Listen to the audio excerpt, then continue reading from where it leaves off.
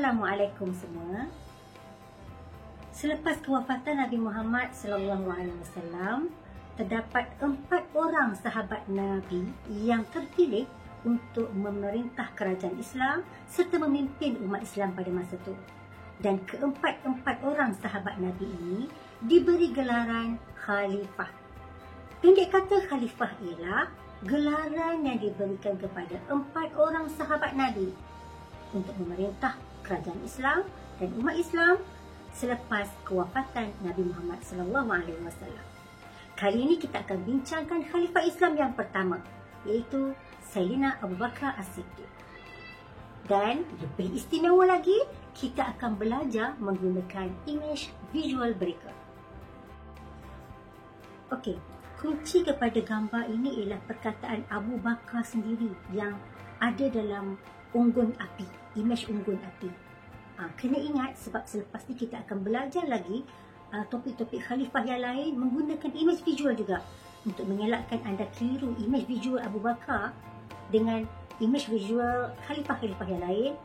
Kita kena ingat perkataan Abu Bakar itu pada apa supaya kita dapat relatekan dengan image-image yang lain dan kita akan keliru lagi dengan image-image untuk tajuk khalifah yang lain. Sebelum kita bincangkan image visual ini, ingin saya jelaskan bahawa dalam topik tingkatan 1 ada 4 orang khalifah yang kita akan pelajari.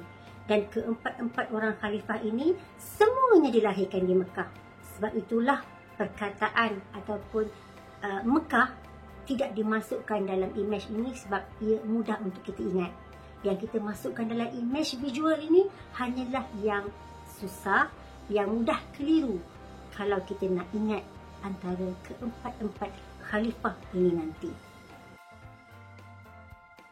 Yang pertama ialah Ta dan Mim.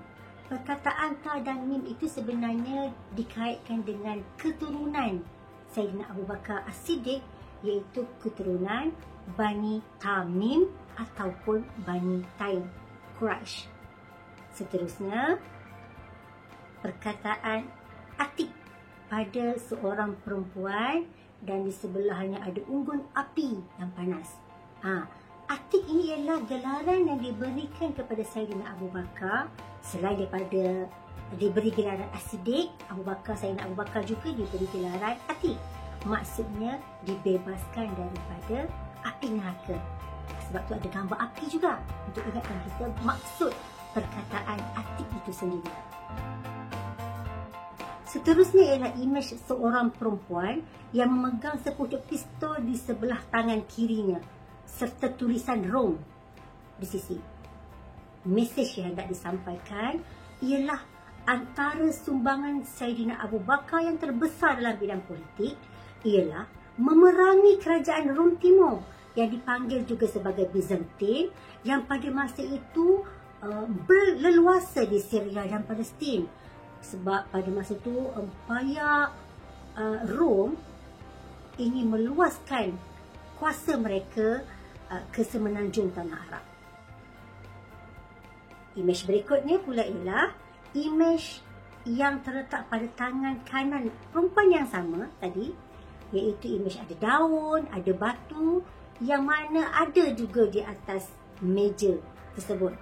Okey, sebenarnya adalah sumbangan Sayyidina Abu Bakar dalam bidang agama, iaitu berusaha mengumpulkan Al-Quran yang pada masa itu berselerakan dalam tulisan pada batu, pada daun, pada kulit haiwan, pada ingatan dan hafazan para hafiz-hafiz. Jadi untuk mengelakkan daripada ayat Al-Quran ini hilang begitu sahaja, maka Sayyidina Abu Bakar berusaha untuk mengumpulkan tulisan Al-Quran ini dan diletakkan di rumah Sayyidina Abu Bakar sendiri, rumah Sayyidina Uthman, rumah Sayyidina Umar dan rumah isteri Rasulullah, iaitu Sayyidatina Hafsah. Imej seterusnya ialah imej pasu bunga, imej ayah pin serta imej duit yang ada tulisan RM tu. Sebenarnya tiga-tiga imej ini mewakili tiga golongan yang muncul selepas kewafatan Nabi Muhammad SAW. Imej palsu itu sebenarnya simbolik kepada golongan yang mengaku sebagai Nabi palsu. Sebab palsu dengan palsu tu lebih kurang je bunyinya. Bolehlah ingatkan kita kepada golongan Nabi palsu. Mereka ni tiba-tiba mengaku menjadi Nabi, menggantikan Nabi Muhammad yang telah wafat. Yang paling terkenal di kalangan orang yang cuba mengaku menjadi Nabi palsu ini ialah Musailamah Al-Kadzab. Simbol ayah pin pula ialah mewakili golongan yang tiba-tiba muncul, iaitu golongan murtad. Selepas kewafatan Nabi Muhammad, memang ramai orang yang telah murtad, iaitu kembali kepada agama nenek moyang mereka. Dan seterusnya, imej RM, duit itu adalah simbolik kepada golongan ketiga yang muncul, iaitu golongan yang enggan membayar zakat selepas kewafatan Nabi. Mereka beranggapan bahawa mereka hanya bayar zakat semasa Nabi ada. Bila Nabi telah wafat, tak perlulah bayar zakat. Ketiga-tiga golongan ini telah berjaya ditumpaskan oleh Saidina Abu Bakar dengan habis-habisan. Sekian dulu untuk topik kali ini. Jumpa lagi dalam topik Khalifah-Khalifah yang seterusnya. Assalamualaikum.